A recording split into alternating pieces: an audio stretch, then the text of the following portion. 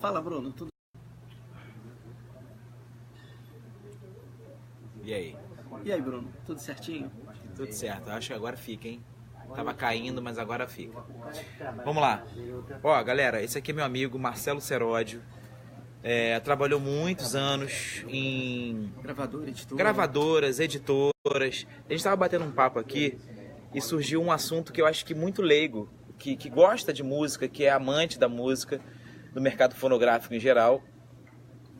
Dúvidas que eles podem ter, não é verdade? É verdade. Mas vamos focar na questão copyright e royalties.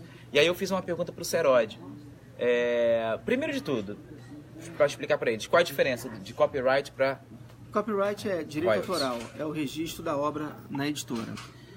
E royalties é o pagamento dela, é o que você recolhe no mercado e distribui. Normalmente essa distribuição é pro rata, dependendo do número de parceiros que tem em cada música. Bom, royalties então, para a gente falar, vamos falar de execução pública que acontece em shows, em novelas, né? TV, rádio, execução em programas de rádio, rádio normal, programação. Isso se caracteriza... Como ECAD. Não, calma. Se caracteriza como royalties. Direito ao... Tudo é royalties. Ok. Mas dentro do âmbito royalties, não do copyright. Isso é o que a música gera sendo executada publicamente. Publicamente. Em show, teatro, cinema, rádio, televisão e a grande confusão que tem aí na internet, né? O que vai ser fonomecânico, o que vai ser... Isso ainda é uma questão meio aberta ainda, né? Alguns defendem que é fonomecânico, porque depende de um equipamento. Outros defendem a ideia que já é execução. A gente estava falando aqui mais cedo sobre como é que acontece a autorização, a liberação da obra para por exemplo, para uma campanha publicitária. Então, a campanha publicitária ela é medida pelo briefing da campanha. Geralmente, quando a agência faz uma solicitação de utilização de obra numa determinada peça publicitária, é levado em conta o tamanho do cliente, o tempo de vinculação, o orçamento que eles têm para rodar o filme e, sobretudo, se vai ser regional, estadual ou nacional. Então depende da abrangência do conteúdo e, é claro, as emissoras também influenciam. Então, peraí, você está falando que isso tem quesitos aí que são analisados baseado em cliente, baseado em tempo de veiculação, ok, mas também no tamanho até da audiência do veículo e tal. Isso é justo, na tua opinião? Sim, porque a televisão tem picos de audiência, tem programas que são líderes de audiência, não precisa estar exatamente em primeiro, mas em segundo, terceiro, já envolve uma grande audiência. Então, grandes marcas tendem a atrair um orçamento maior. Marcas novas ou menores, nacionais, por exemplo, tendem a ter um orçamento menor. Tudo é levado em conta, desde a agência de publicidade, o tamanho da campanha, o público-alvo da campanha. Então, os autores das músicas precisam também chegar a um acordo. Tem compositores que estão bem de vida, outros nem tanto. Então, existe às vezes um conflito em chegar a um acordo de preço para liberação. Então, um grande banco ou uma grande empresa de refrigerante sempre cresce o olho no sentido de... Não, minha música é tanto. E se for um sucesso relevante? Aí vai depender da época, vai depender do artista e etc, né? Você trabalhou em quais multinacionais aí do mercado fonográfico? Bom, eu comecei na Som Livre, em estúdio, como assistente de estúdio, trabalhei também com cinema. Depois eu fui para a Sony como arregimentador. Da Sony gravadora fui para a editora. De lá eu fui para a Pier Music, editora. Da Pier fui para a Universal Music, gravadora. Fui para a Warner, abri o departamento digital, que é um mercado atual hoje. E fui para o meu selo. E agora estou tocando a vida. Seu selo é o Mestre dos Mares, É o Mestre dos Mares, em parceria com os bons amigos. Para a gente encerrar, qual é a tua leitura sobre o tempo que você, na época que você começou a trabalhar no mercado fonográfico, que nem existia streaming, que nem existia download digital, era tudo físico, lojas de disco, né, coisa que hoje é raridade, né? Para o mercado atual, assim, acho que Distribuição, tô falando de distribuição, comparando a distribuição daquela época para agora. Hoje a distribuição, ela é muito abrangente, né? Então ela está muito fragmentada. Então tem que se prestar atenção de como juntar isso, de como criar os nichos, né? Como juntar o repertório hoje.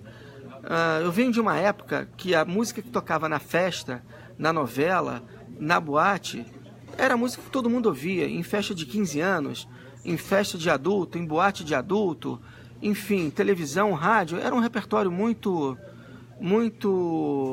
igualitário, digamos assim. Então não se fugia muito. O que era do MPB, o que era da música internacional.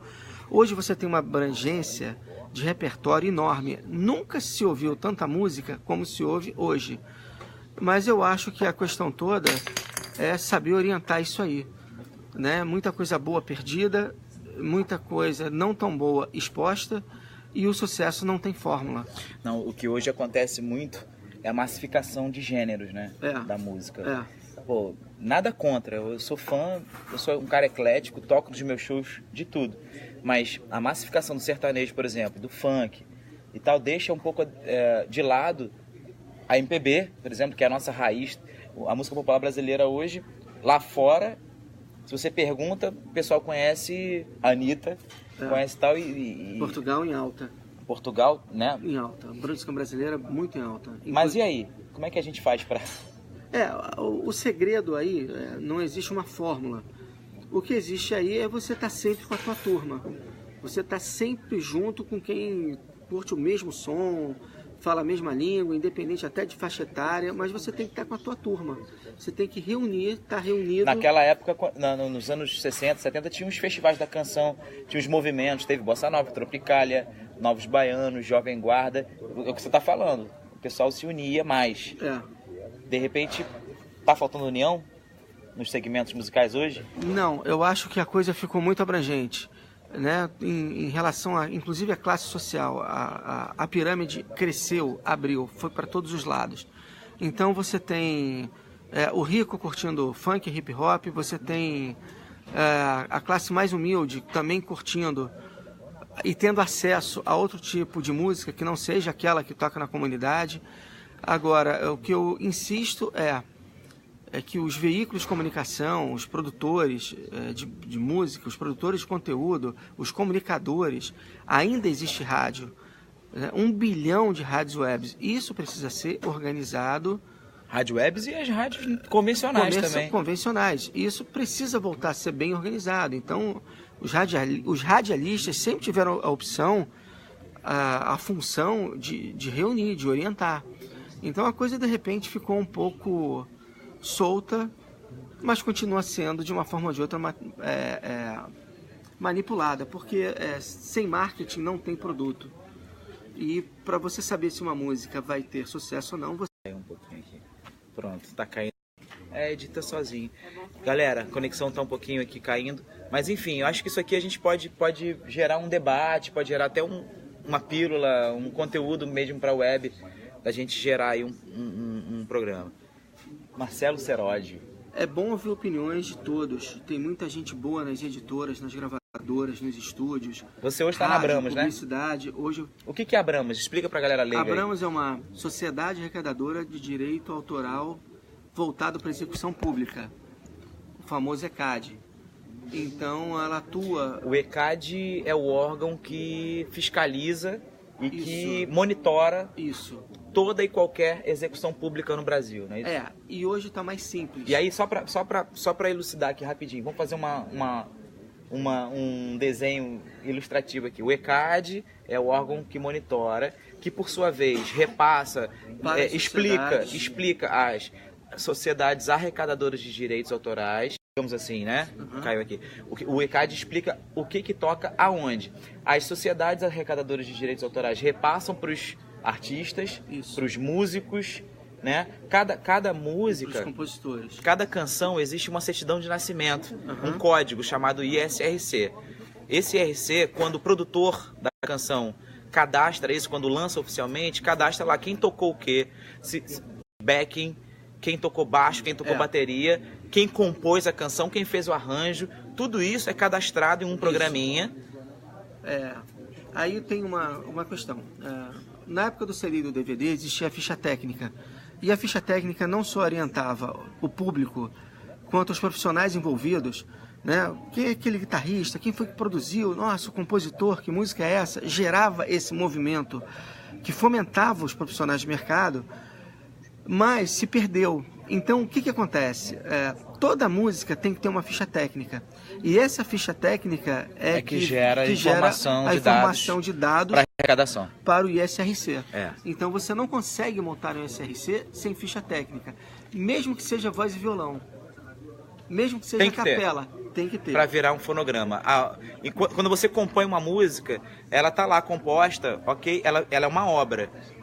Para ela ser lançada oficialmente, quando ela é gravada, e aí o produtor fonográfico, no caso, gera o SRC, que é essa certidão de nascimento que a gente está falando, ela vira um fonograma. Aí ela existe para o mercado, e aí é possível que o ECAD a enxergue em qualquer execução pública. Seródio, para não ficar o vídeo grandão e chato aqui, vamos depois marcar um debate, a gente reúne uma galera do mercado para a gente falar e explicar algumas dúvidas que quem é leigo, que gosta de música, pode se interessar por esse conteúdo, certo? Certo, perfeito, está marcado. Obrigado, Bruno. Esperar... Pronto, voltou. Marcelo Seródio. Ok. Bruno, valeu, galera. Obrigado.